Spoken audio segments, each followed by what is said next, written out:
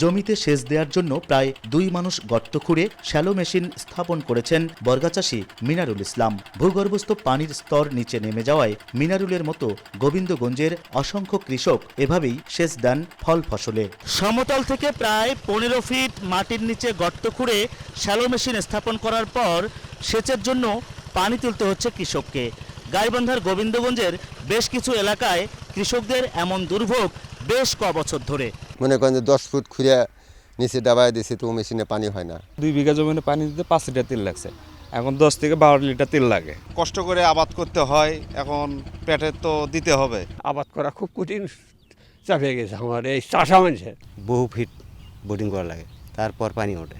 কেবল সেচের জন্য নয়, খাবার পানির জন্যও দুর্ভোগের অন্ত নেই কাটাবাড়ি, কামদিয়া, শাখাহার, রাজাহার, গোমানীগঞ্জ ও সাপমারা। গোবিন্দগঞ্জের এ 6 ইউনিয়নের লাখ লাখ মানুষকে শুষ্ক মৌসুমে দুর্ভোগে পড়তে হয় সুপেয় পানির জন্য। টিউবওয়েলে পানি না ওঠায় ধনী গরিব সবাই বাধ্য হয়ে বাড়ি বাড়ি স্থাপন করেছেন সাবমার্সিবল পাম্প। এমন পরিস্থিতিতে জনস্বাস্থ্য অধিদপ্তর ও বরেন্দ্র কর্তৃপক্ষের দৃষ্টি আকর্ষণ করছে সচেতন মহল। এই অবস্থাটা নিয়ে কিন্তু আমার মনে হয় যে জনস্বাস্থ্য প্রকৌশলীকে এগিয়ে আসতে হবে এবং এটা নিয়ে গবেষণা করতে হবে যে কিভাবে এই পানি সংকটটা নিরসন করা যায়।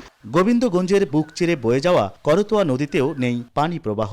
খননের অভাবে পলি জমে ভরাট হয়ে যাওয়া করতোয়ার বুকে চাষাবাদ করছেন স্থানীয়রা।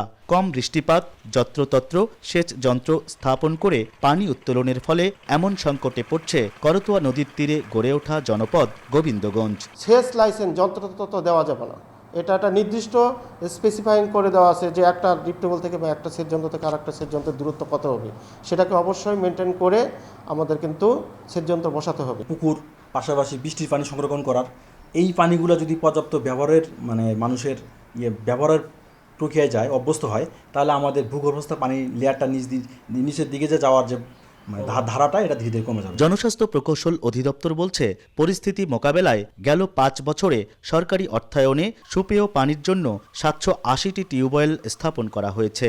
আর বরেন্দ্র কর্তৃপক্ষ 31টি পুকুর ও 3 কিলোমিটার খাল খনন করেছে। হেদায়েতুল ইসলাম বাবু, সময় সংবাদ, গাইবান্ধা।